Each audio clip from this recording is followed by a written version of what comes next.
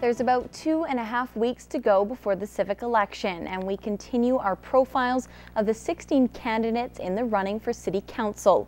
We start off tonight with Hameed Romanian. Romanian is committed to a transparent municipal government and believes our biggest issue right now in Lloydminster is housing and affordable rental properties. Now, here's Elise Cox with Hameed Romanian. We wanted to have really contribute to the housing problem we have in Lloyd. I'm in a motel business, and I know what kind of people I receive, and they're all very desperate for housing. And a city should be really be place that could help out if there is in a subsidized housing, single mothers and so on, that they may be left out. A lot of rich oil workers come in and compete for rental properties, and really single mother with little voice will get left out of housing market. And that city can do something about that. And so that's what you think the biggest issue we're facing right now in Lloydminster is? Basically that is. The housing problem is a big issue, and I like to, as a gain loss of revenue properties, keep the taxes low. And that's the one main purpose of anybody running a business, is to make sure the costs are low and make sure the revenue is there and justify the operation. Don't take on any fancy project we cannot support, and self-sufficient. I do not like to spend tax dollars on fancy projects.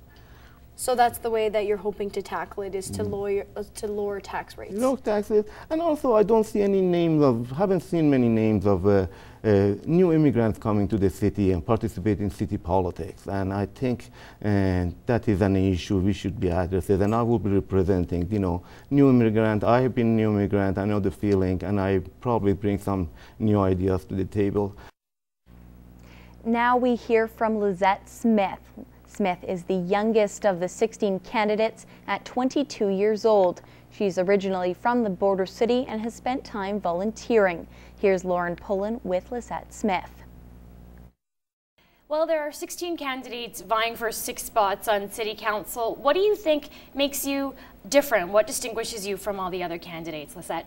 One thing I saw in the paper was that I was the youngest, which makes something of a difference from what I've told. A lot of the younger people in the city get excited by that, because if they're represented by someone like me, who's not really old and doesn't really know what's going on for the younger generation anymore, then that makes a difference. What do you think is one of the biggest issues facing Lloydminster? And if you're elected to a 4-year term, what will you do in those 4 years to try and change it?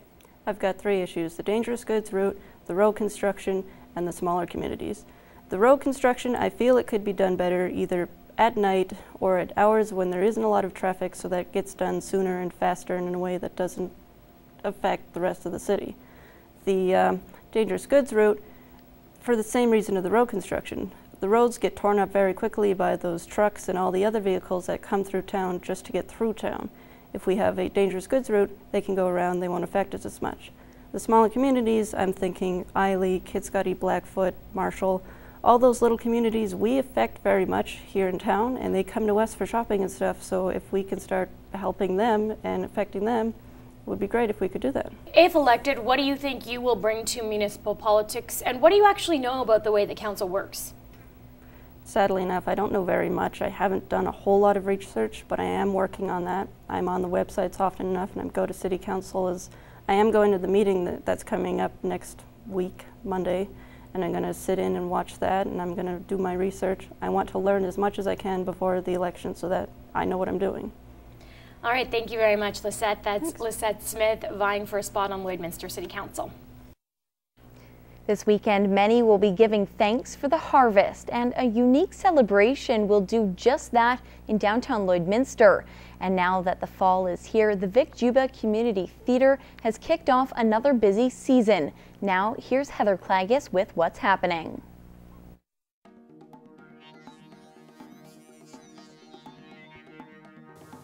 Thanksgiving weekend is here, and one way you can celebrate is on Saturday night coming to Bud Miller Park, where they're going to be hosting the Harvest Moon Lantern Walk. Things will get underway at 7 o'clock in the evening. The walk will end up at the Route downtown, where they plan to have some live music. What a great way to spend part of your Thanksgiving weekend.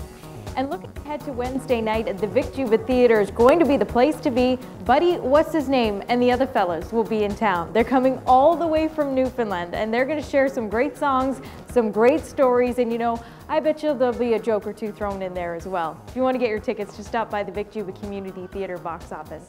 We want you to start off your long weekend by winning. This week we've got a chance for you to win a copy of ZZ Top's brand new album, La Futura. If you'd like a copy, real simple. All you have to do is email your name and daytime phone number to tvcontests@newcap.ca. And we want to say thanks to John at Universal Music Canada for setting us up with the music. Well, this weekend, hopefully get a chance to check out some of the fall colors. And if you don't have anywhere to go for Thanksgiving supper, Spiro's is hosting their traditional supper once again. You can join them Monday afternoon at 5:30. They just ask that you pre-register with them so they know how many people to cook for. Well, whatever you choose to do this weekend, I hope you have a great one. I'm Heather Clegus, and that's what's happening. A local teacher has found inspiration from a viral video that features a boy taking his imagination far beyond what anyone could expect. Now this teacher is hoping his students rise to the challenge as well and use their creative side to their maximum potential. Will Cortez has the details. A YouTube video called Kane's Arcade, which showcases a boy making his own arcade out of cardboard boxes, inspired an imaginative contest that has kids building interesting objects. Global Cardboard Challenge, which is actually on Saturday, on the 6th of October, where they challenge everyone to build something out of cardboard just to showcase creativity and have some fun. Kids in this grade 7 class were assigned to build something beautiful, useful, and entertaining. The point of the challenge is to show how imaginative people can get with their cardboard creation. I've been very surprised at a lot of the things. We have a huge range from games to drive-thrus to vehicles to body armor to pretty much anything you can imagine. Kids here have been encouraged to build as far as their creativity can take them. The different types of creation are impressive. If you hit one ball into that hole, then you get 25 points, and then it goes to 50 and then 100. And I make you shoot from different angles. These people, they have poles underneath, and I go underneath this box and I move them like this, so when you're trying to kick it into the goal, they block it. We decided to make a McDonald's drive-through because we were hungry. And then we had no idea what to do, so we thought it'd be fun. And then we cut out that and we thought window, so we put the string through it. And then we kind of thought drive-through. Pictures and videos will be posted on the school website. Will Cortez, Newcap News. After taking a year hiatus, St. Paul's Duck Unlimited fundraiser is back. It's the 27th year for the event, and organizers are hoping for a big turnout. Due to a drop in numbers of volunteers, St. Paul's chapter was forced to cancel last year's fundraiser, but this year it's back and looking to be better than ever. Professional comedian coming in. There's an excellent dinner put on by the ladies at the Ukrainian Cultural Center. And then there's an opportunity to bid on live auctions, silent auction items, win raffle prizes, and it's just a fun evening all around. Over the previous 26 years, nearly $800,000 has been raised. The money from the evening is put towards conservation areas just like this one. The money raised goes to help support Ducks Unlimited initiatives in the province, and it stays in the province, and it provides habitat, provides waterfowl opportunities. The fundraiser is Saturday, October the 20th.